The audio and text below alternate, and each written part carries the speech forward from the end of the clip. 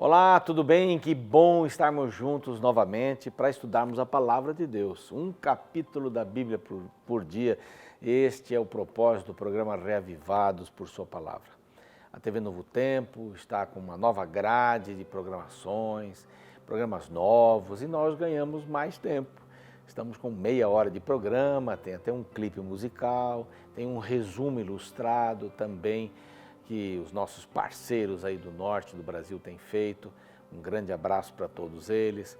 A gente gosta muito de ter novidades aqui no programa. Isso vai nos ajudar a fixarmos alguns pensamentos, algumas lições da palavra através destas ilustrações. É muito bom isso. E bom é ter você aí do outro lado, acompanhando a gente todos os dias, bem cedinho, fazendo da Palavra de Deus a sua primeira busca de todas as manhãs, a sua comunhão com Deus. É muito importante você acordar, ler a Palavra, assistir ou ouvir o programa Reavivados por Sua Palavra, arrumar a sua cama, tomar o seu de jejum e sair para ser Jesus para as pessoas. O nosso convite é que você esteja com a gente sempre, mas se porventura você perdeu um programa, o outro, não se preocupe. Nós estamos também nas mídias sociais. Estamos no Facebook todos os dias, a partir da 00:01. O novo programa já está ali no ar. Você pode compartilhar com seus amigos. Aqui está o endereço para você não perder nada. Mas você pode buscar também no YouTube os programas anteriores e o programa atual. Também à 00:01. Este programa atual vai para o ar. Você não perde nada. O nosso canal é Reavivados por Sua Palavra, NT de Novo Tempo. Vá lá, se inscreva no canal. Se você já está habituado a ver o programa todos os dias pelo canal, que bom, um grande abraço para você. Você faz parte de um grupo muito querido. A gente ali troca orações, faz pedidos, faz comentários, faz perguntas também. Eu não as respondo todas de imediato, mas elas vão sendo respondidas pelo tempo. Nós temos a alegria de poder ter você ali. Se inscreva no canal, dê um joinha ali, dê um like, também clique no sininho para você receber as novidades quando o novo programa estará no ar, tá bem? Agradecemos a parceria nesta temporada com o Centro Universitário de São Paulo, aqui na região sul de São Paulo, na estrada de Itapecerica da Serra. Um local muito agradável, é um verdadeiro oásis em toda esta região, vale a pena. Então agora você vai ficar com este resumo do capítulo, que é feito através de ilustrações. Você já conhece, você que não conhece vai ver agora, sempre para tirar uma ou duas lições que são bem precisas, bem ao ponto. Eu tenho certeza que você vai gostar. Veja então agora este resumo do capítulo. Existe um tema de difícil equilíbrio no meio cristão: a relação entre a transcendência e a imanência de Deus. Transcendência se refere à distância de Deus em relação ao homem. Ele é infinitamente superior a nós. Imanência diz respeito à sua proximidade. Apesar de Criador, ele deseja se relacionar conosco. Quando se enfatiza mais um destes aspectos de Deus, a religião fica deficiente. Na Idade Média, se enfatizou a transcendência divina. O resultado é que o povo tinha medo de Deus e cria que não podia se aproximar dele. Em tempos modernos, em muitos movimentos contemporâneos, notamos o exagero da imanência. Deus é retratado como alguém tão próximo e tão pequeno a quem eu posso me referir de qualquer jeito, abrindo portas para a irreverência.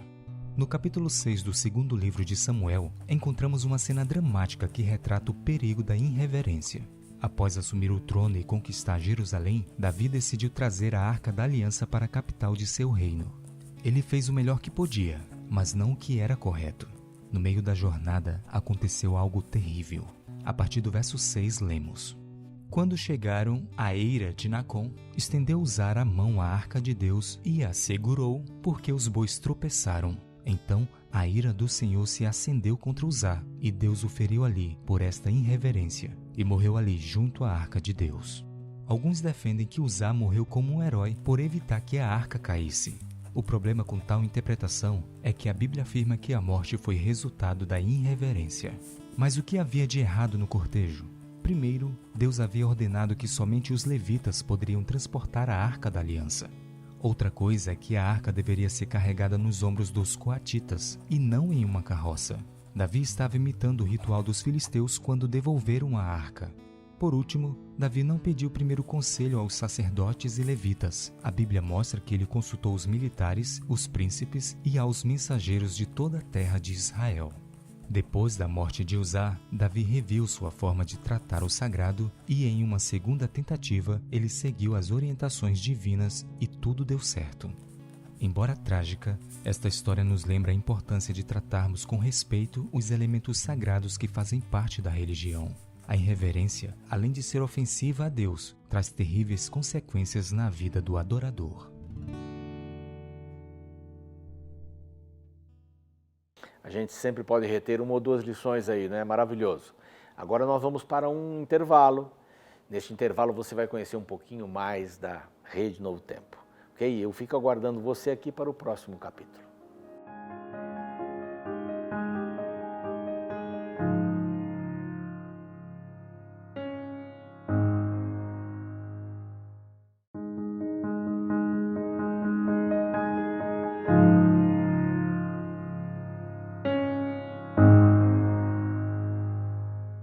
Muito bem, estamos de volta. Assim você teve um panorama, conhecendo sempre um pouquinho mais da sua TV Novo Tempo. Já aproveito para agradecer os Anjos da Esperança, que tem um papel importantíssimo aqui na manutenção da Rede Novo Tempo. Rádio, televisão, também temos as mídias sociais, os cursos bíblicos de saúde, de família, de profecias, tudo maravilhoso, tudo gratuito, para que você pudesse ou possa conhecer a Palavra de Deus na sua integridade. Não falamos só de saúde, não falamos só de educação, falamos de vários assuntos, porque a mensagem é integral, ela abrange todas as áreas do ser humano. É muito bom isso. Muito obrigado pelo seu apoio, muito obrigado pelas suas orações e por propagar a Rede Novo Tempo. Tá bem? Então vamos lá, capítulo 6 do segundo livro de Samuel. É um capítulo, aliás, muito festivo, porque Davi vem de várias batalhas, derrota os filisteus, vimos aqui no último capítulo, né? E agora ele decide trazer a arca que estava na casa de Abinadab, que era um sacerdote. Ele traz a arca e todo esse processo agora é mencionado neste capítulo. Aqui nós encontramos vários tópicos para a gente comentar, não é? A reverência, a alegria de poder estar na presença de Deus. Primeiro, rápidas palavras, nós já vimos isso aí quando passamos o Pentateuco ali sobre a arca, a descrição da arca. A arca era um objeto muito importante nesta economia religiosa de Israel. A arca era o símbolo de Deus, era a presença de Deus. Era como se Deus estivesse dizendo, eu estou entre vocês. A arca é um símbolo de Jesus, que é Emmanuel, Deus conosco. Também, aliás, os símbolos do santuário todos apontam para Jesus, né? O cordeiro, o sacerdote, o sangue derramado e tudo mais. O lugar santo, o lugar santíssimo, o lugar onde Jesus já trabalhou, onde Jesus vai trabalhar ou está trabalhando agora. Então, esta visão era muito importante para o povo de Israel. Essa arca ficava no último compartimento, que era chamado de Santíssimo ou Santo dos Santos. O sacerdote ia para lá somente uma vez por ano, não é? No dia da expiação. O sangue era colocado na cortina, espargido na cortina, todos os dias, uma porção de sacrifício, uma porção de pessoas ali levando o seu cordeiro, que era o substituto de Jesus, né? Ou que era a imagem de Jesus, era aquilo que representava o antítipo, né? O tipo, aliás, o antítipo é Jesus. E eles levavam e o sangue era aspergido e uma vez por ano havia uma limpeza, evidentemente ali, porque você imagina sangue todo dia. Havia o incenso para tirar o cheiro dali, mas também aquele cheiro do sangue, mas também para subir como orações, é o símbolo da oração que subia. Então tinha todo um sistema e a arca era o ponto central, era o ponto mais importante. Ali 2 anjos estavam curvados com suas asas, uma na direção do outro, né, da outra asa, e o centro estava o Shekinah, que era a glória de Deus que brilhava, ninguém podia entrar ali a não ser o sumo sacerdote. Então, levar a arca, andar com a arca, levar a arca para uma batalha, isso tinha acontecido algumas vezes e a coisa não ficou muito boa. Os filisteus tinham roubado a arca, sequestraram a arca e em todos os templos que a arca ficava, ela derrubava o rei, derrubava o Deus, etc., aliás, a estátua do Deus e coisas dessa natureza. Então tinha um simbolismo muito forte. Levar a arca não era só levar uma arca que continha algumas coisas lá dentro. Era levar a própria imagem de Deus, né? A presença, digo melhor, de Deus com o povo.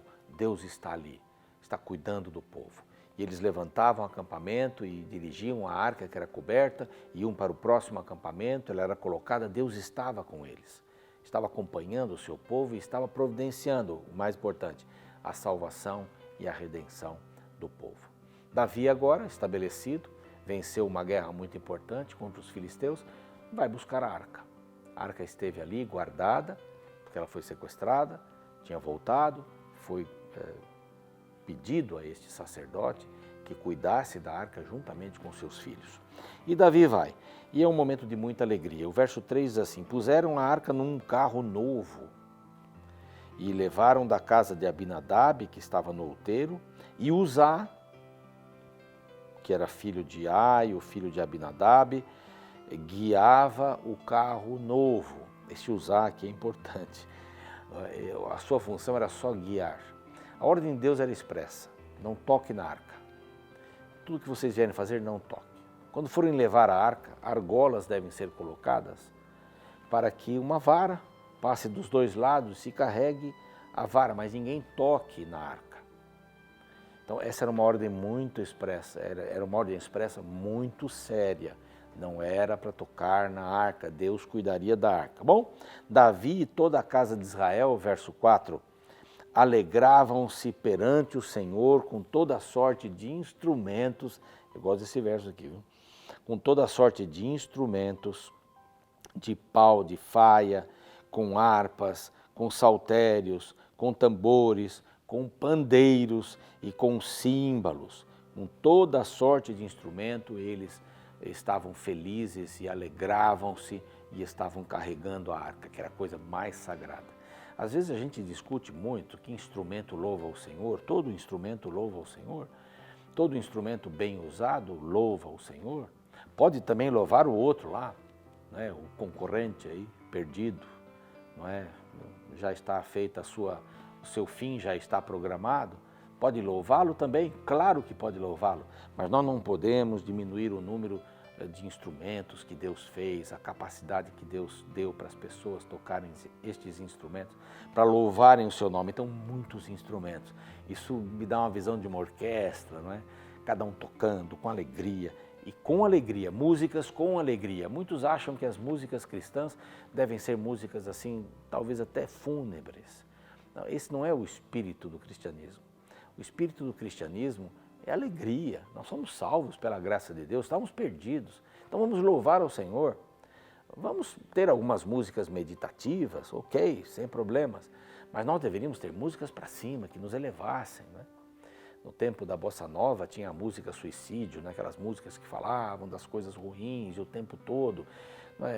Havia uma situação política no país, etc. Muita gente tirou a vida com drogas e até com rock and roll, não é? Como se dizia naquele tempo, né? No meu tempo, né? Tempo de alguns que estão nos vendo aí, nos assistindo. Mas o certo é que nós precisamos ter alegria na vida, precisamos ter contentamento. Deus está conosco, porque agora Ele diz que você e eu somos templos. O apóstolo Paulo diz que nós somos templos do Espírito Santo. Quando o véu do templo rasgou e Jesus morreu, né? Jesus morreu e o véu do templo rasgou de cima a baixo, isso eu já falei algumas vezes, vou repetir aqui, de cima a baixo, que Deus estava dizendo, acabou essa questão de lugar santo e lugar santíssimo. Agora a arca é o Senhor Jesus, é Ele é o centro de todas as coisas.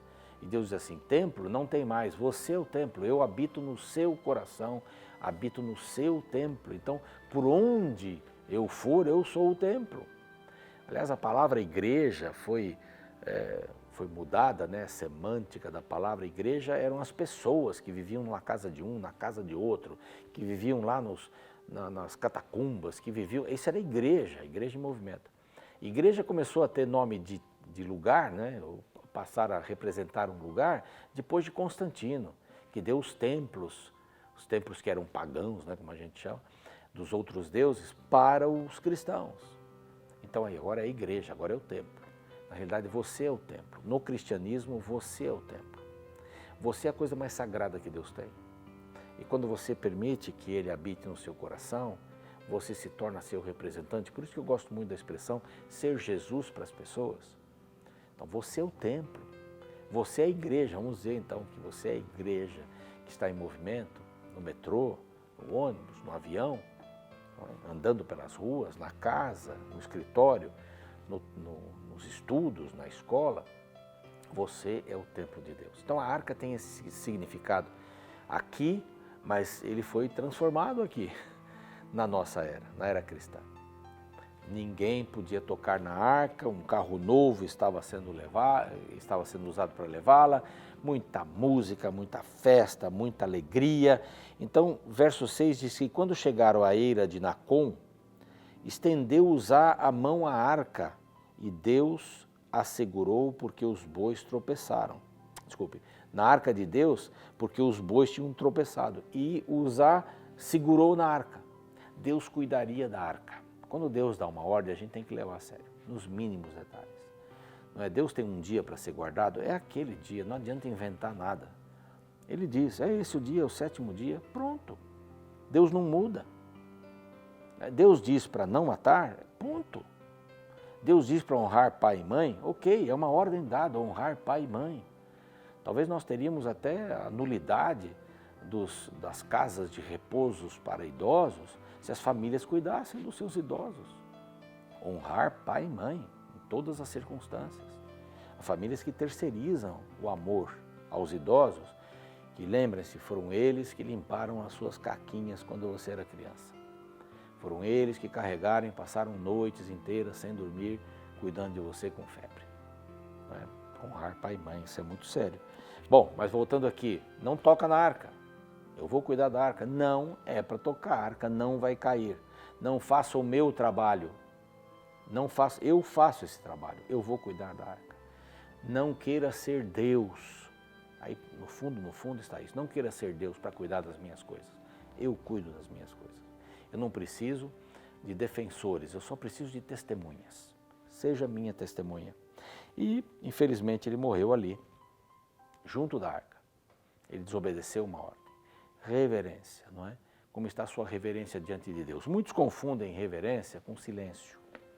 Então até dizem nas comunidades religiosas, está muito barulho aqui. Bom, às vezes o barulho atrapalha mesmo, sem dúvida. Mas reverência não tem que ver com silêncio. Reverência tem que ver com quebrantamento diante de Deus. Isso é reverência. Reconhecimento que Ele é o meu Senhor. Então Davi ficou meio chateado ali e a arca parou. Eles não continuaram. E ele ficou por uns 3 meses parada numa casa de Obed-Edom. Até vários projetos chamados Obed-Edom, a arca está na sua casa e tal. Bom, mas aqui nós estamos falando de um tempo do Antigo Testamento em que a arca ficou na casa de Obed-Edom e tudo o que ele fazia prosperava. Era a presença de Deus, né? Dentro desta visão dos judeus, era a presença de Deus. Em nossa casa temos que ter a arca, sim, claro. Não física, mas a presença de Deus tem que estar em nossa casa para sermos abençoados, porque Ele está em casa? Não, porque nós vamos nos relacionar com Ele, vamos entender a Bíblia e vamos cumprir a Sua palavra. Não é? Vamos colocar disciplina para os filhos não podem disciplinar os pais, é o contrário. A mente maior dirige a mente menor para compreensões da vida, não é? E a arca em casa, a palavra de Deus aberta todos os dias, vai dar essa compreensão para a família de respeito, disciplina, de amor próprio. E esse amor próprio vindo da parte de Deus. Esse amor preservação, né, que todos nós temos. E o amor ao próximo, que é muito importante. Bom, finalmente a arca saiu dali, de Obed-Edom, e eles foram levando a arca. E aqui o verso 13 diz assim, cada 6 passos sacrificava Davi bois e carneiros cevados e depois seguiam com mais 6 passos. Deve ter demorado bastante, eles desfrutaram muito aquela arca. E mais um item aparece aqui no verso 14. Davi dançava com todas as suas forças diante do Senhor. Uma dança de alegria, né? De vibração. Não é? Quando a gente encontra alguns angolanos que eu conheci no tempo que eu estava por lá, eles vêm com o abraço, a vibração, e erguem os braços e fazem assim. É uma dança de alegria, né? De pertencer ao Senhor. Há pessoas italianas, né, quando se encontram naquela festa, um carrega o outro e tal. E são manifestações físicas do que está dentro do coração. Então ele dança, e assim Davi, como todo Israel, fez subir a arca com júbilo e ao som de trombetas. Muita música, mas Mical, lembram-se de Mical, a esposa que Davi mandou buscar, que era dele, estava vendo tudo isso e não estava gostando. E chamou a sua atenção e disse: que figura o rei fez? Essa é a palavra bíblica. Que figura fez o rei, né? Está aí aos olhos das servas, aí tem um pouco de ciúmes, né? Aos olhos das servas, você fica dançando por aí, elas veem a sua nudez das pernas. E foi aí uma cena de ciúmes, e aí Davi disse assim: puxa, eu estou tão feliz com a arca aqui, estou tão feliz, eu tenho que extravasar isso. E termina o capítulo dizendo que ela nunca teve filhos, mas não relaciona que é por causa disso, né? Talvez uma informação. E eu quero orar com você agora. Vamos pedir que a arca esteja em nossa vida, que Deus esteja em nosso coração, para que sejamos pessoas felizes e compreendermos o que significa o reino de Deus. Vamos orar. Amado Deus, estamos orando em conjunto agora, e cada um vai dizer o seu motivo de gratidão, de louvor.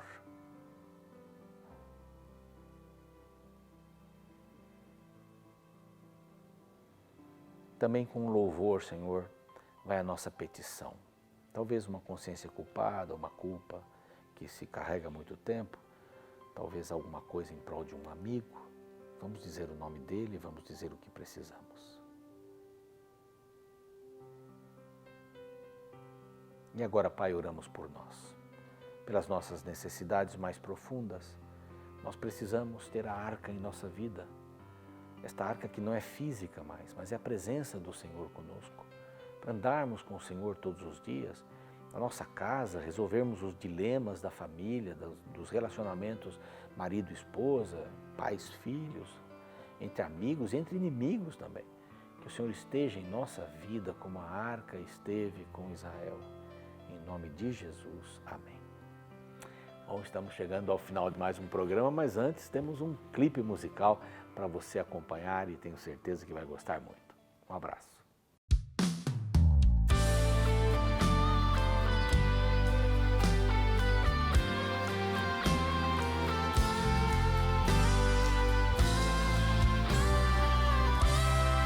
Quando um sonho precisa acontecer, quando os planos demonstram-se impossíveis, confia no Senhor.